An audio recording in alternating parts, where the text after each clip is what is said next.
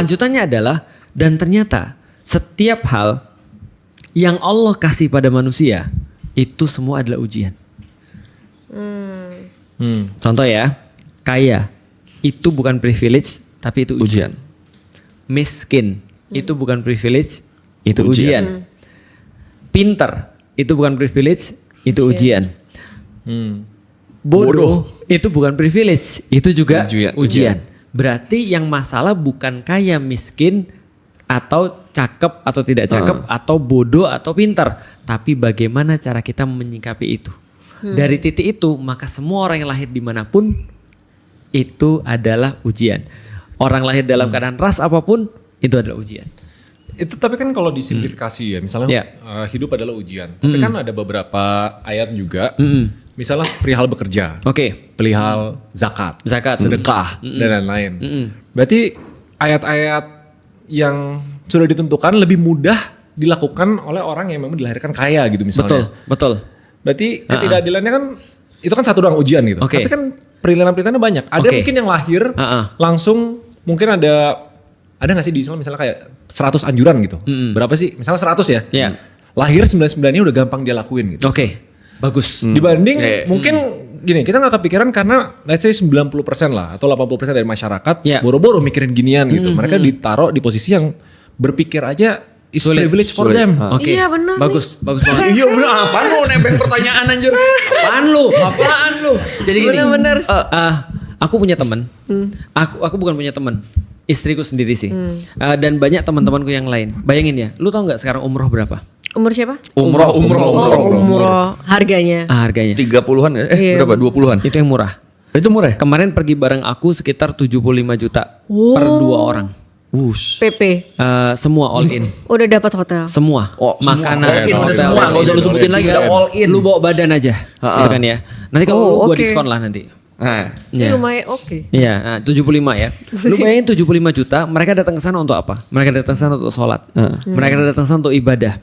Tiba-tiba pas sampai sana haid. Gak bisa pergi, gak bisa umroh, harus nunggu dulu. Dan waktu itu istriku sampai di sana, dia karena haidnya lagi lumayan panjang, akhirnya benar-benar dia gak bisa pergi ke masjid. Itu suntuk seharian dia tuh. Dia suntuk seharian, kenapa?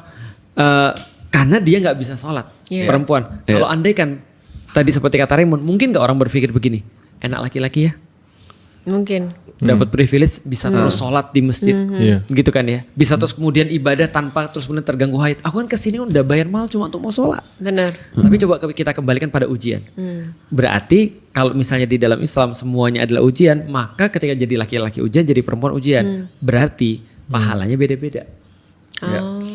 Maka aku bilang sama istriku, Dek, coba kita berpikir. Kita mau cari apa sih kesini, balik lagi. Aku mau ibadah.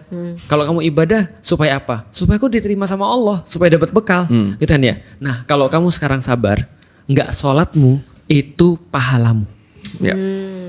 Paham ya? Nggak sholatmu itu pahalamu. Tapi kalau kita cuma ngitung bahwasanya orang sholat banyak jadinya dapat pahala, banyak-banyakan sholat orangnya. Tapi Allah tidak pernah bilang bahwasanya yang dinilai daripada pahala itu banyak-banyakan. Tapi penerimaanmu kepada takdir. Salah satunya. Berarti ketika dia nerima bahwasanya oke, ini takdirku, aku udah bayar mahal 75, meskipun tetap perasaannya nggak enak, tapi dia berusaha meyakinkan diri sendiri, inilah ibadahnya dia. Berarti ibadahnya orang miskin sabar karena dia tidak bisa zakat. Itu bisa dijawab kenapa? Karena itu masih yang bisa dibandingkan. Ya, balik lagi ke awal misalnya, kan Allah memberi amanah ke bumi dan ini ada Al-Quran, ikuti ini. Tapi let's say takdirnya di mana negara di dunia ini kan sepulang sekolah nih, di mana negara di dunia ini yang sama sekali nggak ada exposure ke Islam atau Al-Quran? Ada negara? Ada banyak. Ada. Gue pernah nanya ke Ustaz Felix tentang itu. Dan mereka dilahirkan miskin. Mereka dilahirkan tidak berinformasi dan nggak bisa akses apapun. Betul. Ujung-ujungnya Allah taruh mereka di satu tempat yang nggak ada akses ke Al-Quran, nggak tahu mana benar salah. Benar-benar. Betul. Tapi dia berakal sehat. Berakal sehat nih. Gimana nasib takdir dia? Mereka masuk surga. Iya.